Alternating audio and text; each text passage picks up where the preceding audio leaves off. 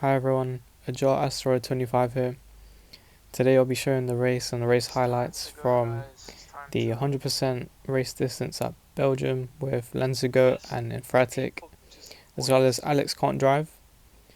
And I'll be talking you guys through my thought process at the time. And yeah. I'm gonna keep myself. So starting the formation lap, I'd realised that I didn't select mediums, which was a big mistake for me and for the remainder of the race. Here, I just get taken up by Inphratic, which wasn't the greatest thing. I wanted to heat up my tyres, but it is what it is. Why has Inphratic done that?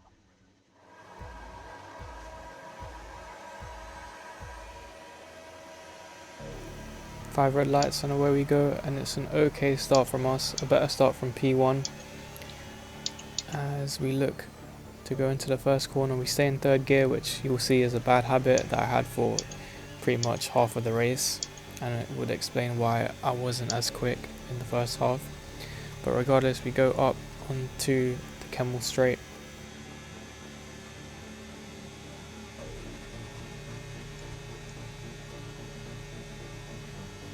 We seem to be holding position here. We gain a lot on the Aston Martin as we go into the chicane. And yeah, just everyone holding positions on lap 1 basically. Nothing major. We just want to stay as close to the Aston Martin as we can while trying to avoid dirty air, which is very difficult. I'm conscious at this point that we're on softs and they will degrade very quickly, especially around a track like Spa. As we go a little bit wide there, that's the dirty air already kicking in. But as I said, we try and stick with the Aston Martin. We can see that he's low on ERS, his flashing red light. And another thing I would say is my ERS management this race was very poor. It still was my first 100% race at Spa, so I am still learning. But regardless, we try and stick with this Aston Martin here, but it seems to be a safe distance away from us as we head now into the bus stop chicane for the end of lap 1, and we go a little bit deep. As the habit of going in third gear from time trial and qualifying is catching up to us. Coming on to the end of lap 2 here, we go deep again and we take our first warning. And our Alexxcantdrive gets past us, and that's not ideal for us, but we will have DRS going on to the next straight. But yeah, again we use third gear and our exit isn't that great, so we have to use basically all our battery. So we're deploying heavily here. And now we switch to medium ERS and we should have Alex here as we look for the outside, and then we get force of the track. Where does he want me to go? Looking back at it now, I did go a little bit deep, however I should have been given more space regardless in the second part of the corner. You can't just turn in like I'm not there. But anyways, putting that behind us, we look for our first pit stop of the race, and it was a mega undercut from us, but I really wanted to get rid of these softs. They were degrading so quickly, especially with that rear locking and sliding that I was getting.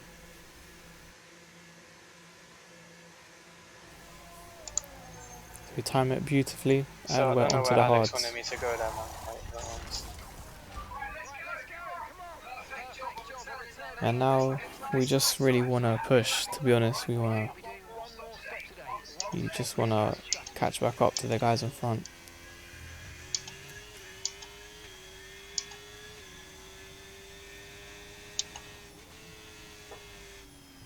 Oh, fuck off. And we receive our first penalty. Yeah, I'm not too amused at that. And then the VSC comes out. Obviously by this point we had already passed the pits, but I wouldn't have pitted anyway because we just previously pitted.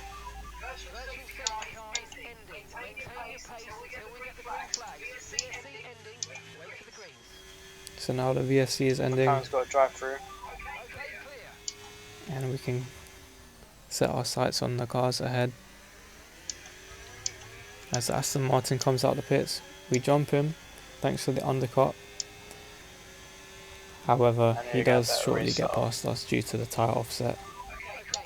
And then another virtual safety car comes out. That ends, nothing crazy happened, but at the end of it we do manage to come out behind Alexxcantdrive after his pit stop.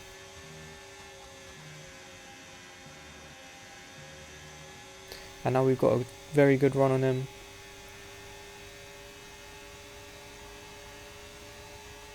We look to go around the outside, but we think better of it after last time. We don't want to risk damage or anything like that. So we choose to just stay behind him and look for another opportunity that will arise.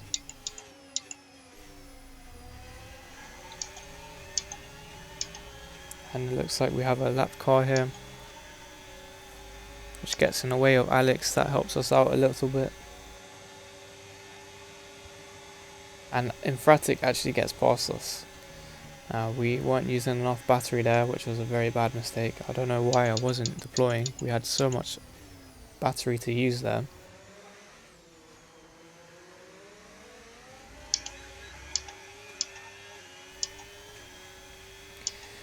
And yeah, that was a very bad mistake from my part. And at this point I'd started to figure out that I needed to go in second gear and also move my brake bias. I suck ass at turn 1. I was pretty frustrated with myself at how I was driving during the race. Felt like I had a lot of pace during qualifying, even though I messed up my lap, which is why I started second. But here we have a very good run on Alexxcantdrive here, and we got up the inside, and that's a beautiful move. And that sees us up into third place. And then the following lap, Stroll gets in our way, compromises our exit a little bit, and that leaves us suffering for the rest of the run up our Rouge and onto the Camel Straight.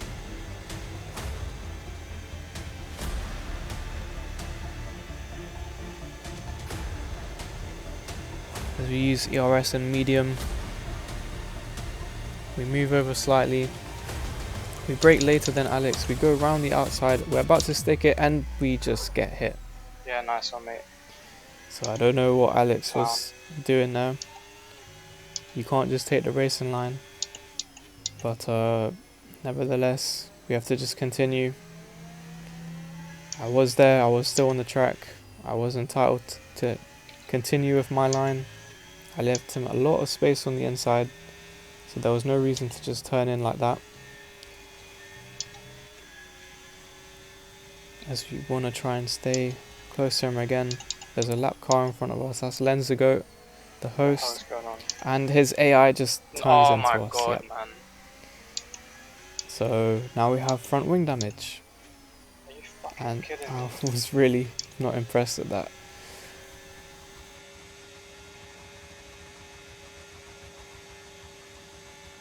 As we see the Aston Martin after his pit stop is coming to get us. He goes deep into the bus stop chicane. We get a beautiful switchback. However, our exit is not the greatest, which leaves us neck and neck going into turn 1.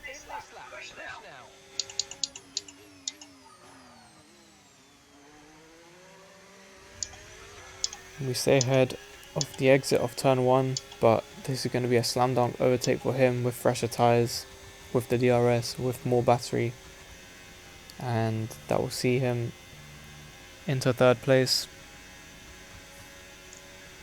So yeah, we do not fight this because we understand that the strategy is different and that would only lose us time.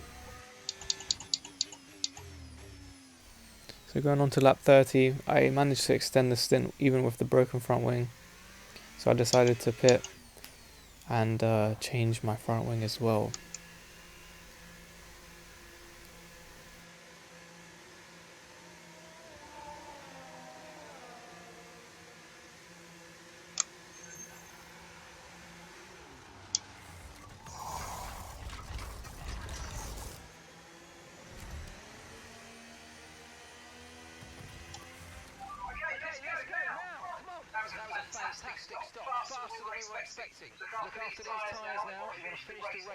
So yeah, long stop, but we hold position. And now we've set the fastest middle sector. And we're about to set the fastest third sector. So we're setting personal bests. Just up on it. Now the safety cars come out. And we did not manage to get past Ocon, which was a very bad mistake again. And we decide to box. So we had a new set of mediums that we could have put on. Everyone else had new softs, but my other softs were scrubbed from qualifying and I didn't want to use those. It's made it a lot more stressful though. So we timed the turn in perfectly again. And that's a very good stop from my team there. Everyone has, I don't want to put used softs because... So now on the safety car restart, Aston Martin is really going slow. He's slowing up the whole pack. And this is very awkward, very frustrating, as I'm not very amused at him. And we get our second penalty, but it's fine though because everyone has penalties around us. And it wasn't the greatest restart from us either. And I stay in third gear again. I'm not sure why. It's another mistake from us, which leaves us vulnerable to Inphratic, who has a super exit out of turn 1. He's just been so rapid the whole race. And we won't fight this one because it's a slam dunk overtake. He'll do it even before we reach the corner. And yeah, we just hold back. But now my main focus is on staying in front of Alex, not giving him that P3 that we have been fighting for the whole race. I've been going wheel to wheel with him, so by this point I really did not want to give the position up to him. He's never going to gain 15 seconds. So. Looks for a move there, but we brake later and we hold our line, keeping our position. That was a great defensive move by us. We're going on to lap 43 now, using a lot of battery obviously to get away and to not be a threat, because Alex does have DRS on us and he does have the tire advantage on those softs. I want to get this on track. As I say, yeah, I want to get this on track. After everything that we've been through during this race, I really want to get this podium off of merit, not off of penalties. And we have a beautiful bus stop complex there, which nearly leaves us outside of the DRS on Alex.